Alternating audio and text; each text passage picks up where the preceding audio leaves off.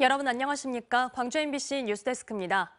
양금덕 할머니와 같은 일제 강제동원 피해자들이 4년 전 추가로 일본 미쓰비시 중공업을 상대로 손해배상을 냈는데 오늘 1심에서 이겼습니다.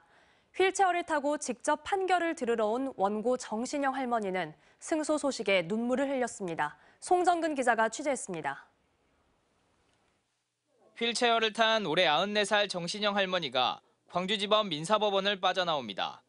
취재진 앞에 선 할머니는 눈물을 흘리며 일본 정부와 일본 기업에 사과를 촉구합니다. 일본 정부에서도 우리 할머니들한테도 죄송하다는 말씀 한 자리 했으면 감사하고. 미쓰비시를 상대로 제기한 손해배상 소송에서 4년 만에 승소한 겁니다. 재판부는 정신영 할머니와 원고 1명에게 1억 원의 위자료를, 다른 원고 2명에게는 1,600여만 원과 1,800여만 원을 지급할 것을 주문했습니다.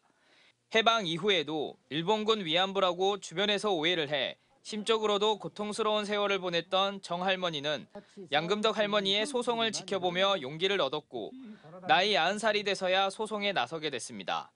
일본 정부는 지난 2022년 후생연금 탈퇴수당이라며 99엔, 우리 돈 931원을 정 할머니에게 보내 공분을 사기도 했습니다.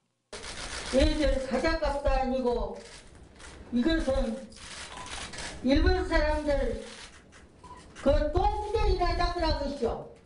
정 할머니 등 강제동원 피해자 87명은 지난 2019년과 2020년 전범기업 11곳에 대해 2차 집단 손해배상 소송을 제기했습니다. 이 가운데 1심에서 패소한 소송 1건을 제외한 14건에 대해 현재 1심이 진행되고 있는 상태입니다. 집단 소송 중의 하나인 정신영 할머니에 대한 1심 판결이 나옴에 따라 1심에 계류 중인 13건의 또 다른 집단 소송들도 조만간 판결이 나올 것으로 예상되고 있습니다. 올해는 대법원에서 대체로 여러 가지 어떤 쟁점 사안 부분들이 다 정리가 됐기 때문에 올해는 좀 재판 좀 속도가 붙지 않을까 싶고. 일제 강제동원 시민 모임은 반성할 줄 모르는 전범기업에 베풀 관용은 티끌만큼도 없다며 한국 자산에 대한 추가 강제 집행을 당할 것인지 사법부 명령을 따를 것인지를 결정하라고 촉구했습니다. MBC 뉴스 송정근입니다. 언제 어디서나 내 손 안의 뉴스. 광주 MBC 뉴스 유튜브 구독으로 함께하세요.